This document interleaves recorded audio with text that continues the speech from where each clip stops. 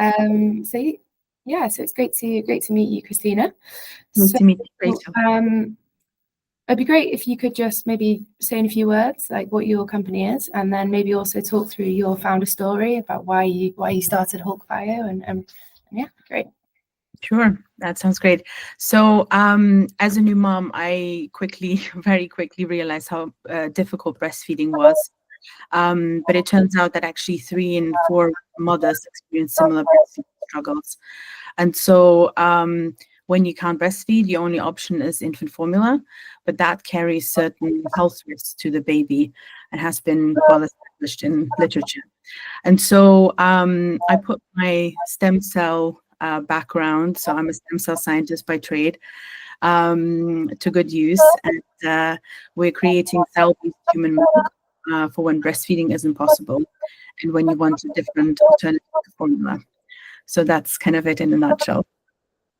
Okay, it's really interesting. And I mean, obviously, there's quite a bit of innovation going on in this space. Like, how do you see your company as being sort of differentiated from others? Is there any other companies doing this, or? Yeah, that's a great question. So we've got we're acting in the wider infant nutrition field, including infant formula and so on. Recently, there's been quite an upsurge on and focus on precision fermentation. So that's definitely an indirect kind of competitor space for us. However, I do think that we offer very different value propositions. So rather than ingredients, we offer a full human milk solution. And then more recently, there's been a few companies in this cell-based milk space, both on the infant formula, infant nutrition, but also on the dairy nutrition side of things. So we're kind of these are, I guess, our dire competitors. And what sets us apart is our technology. Creates a better scale and more consistency. And we're also looking at a personalization touch of our product. Great, yeah. Sounds super interesting. And what's your route to market going to be? So route to market is establishing our processes, obviously, and working on the R&D. But once we get there, we believe that our technology allows us to scale much better and quicker, and therefore we can be literally on the shelves with formula producers. On a more kind of premium market, it would be the personalization approach. So that would be a D2C kind of working with individual parents or parents-to-be to creating a very personalized solution. Okay, cool.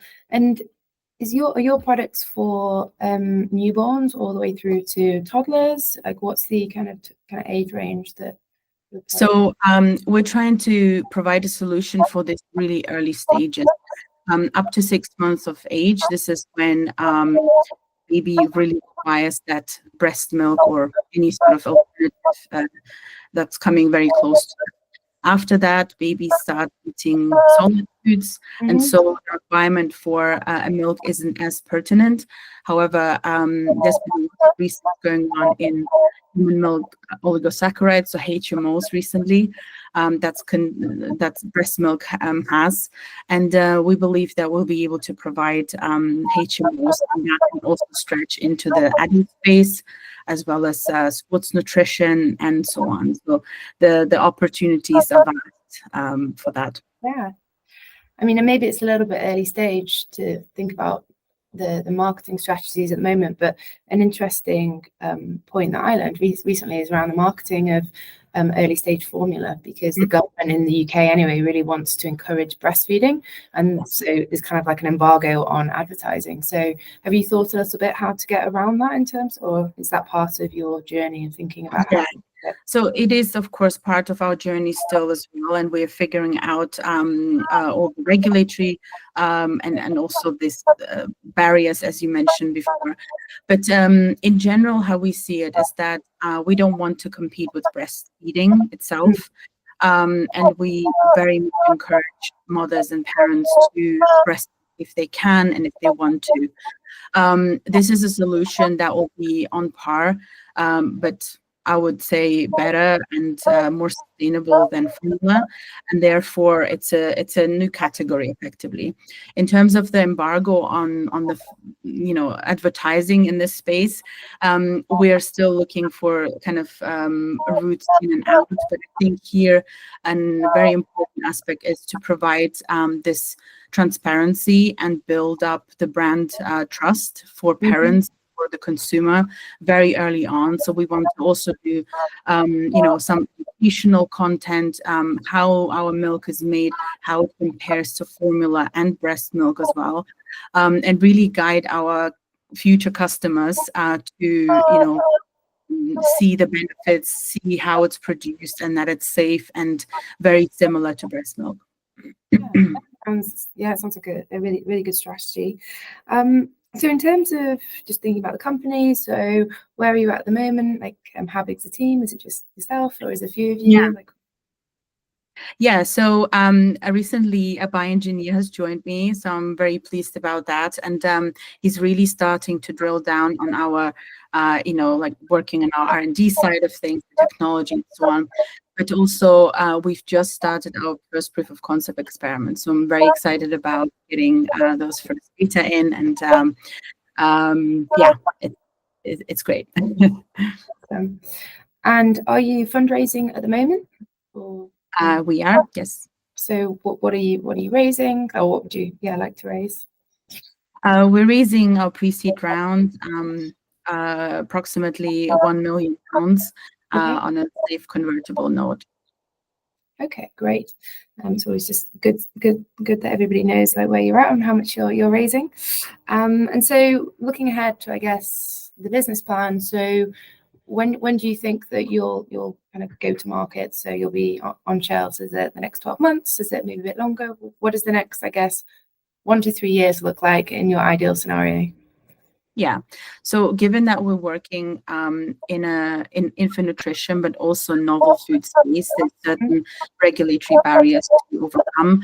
I think the UK government and in general worldwide, there's a big uptick on alternative proteins and really streamlining the process to market for that. So we're keeping an eye on that as well. But in general, the product, we of course are still in the R&D phases.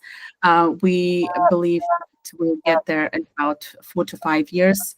In the next 3 years, we'll be obviously working on these different stages. So proof of concept, regulatory landscape, feeding trials, and so on.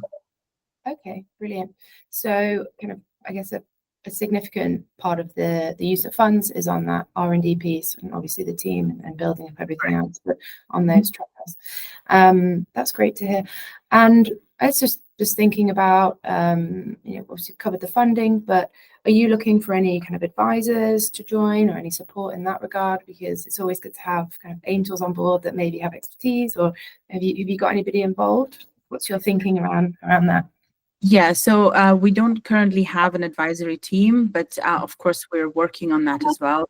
We've recently been through Challenge Switzerland, so that's a food tech and sustainability accelerator. So we've really connected with a lot of corporates, with a lot of mentors through that space, and we're making the best use of that right now as well. Yeah.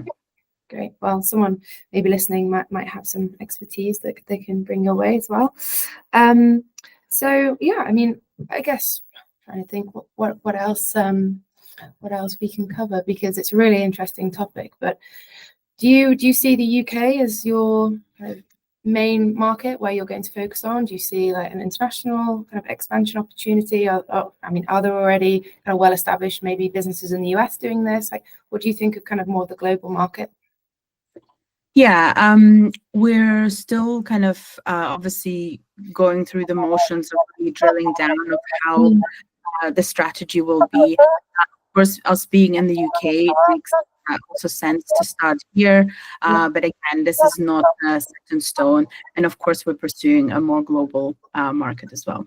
Well, yeah, you never know where an opportunity will come from. So, but Yeah, it's been great to speak with you, Christina. So yeah, I mean, you're raising $1 million pre-seed round, and when are you looking to kind of complete that by, or are you raising that right now? And yeah, by the end of the year. Yeah. By the end of the year. Okay, great. Okay, well, lovely to speak to you. Lovely to speak to you, Rachel. Thank you for your questions and feedback. No worries. Thank you. Thank you.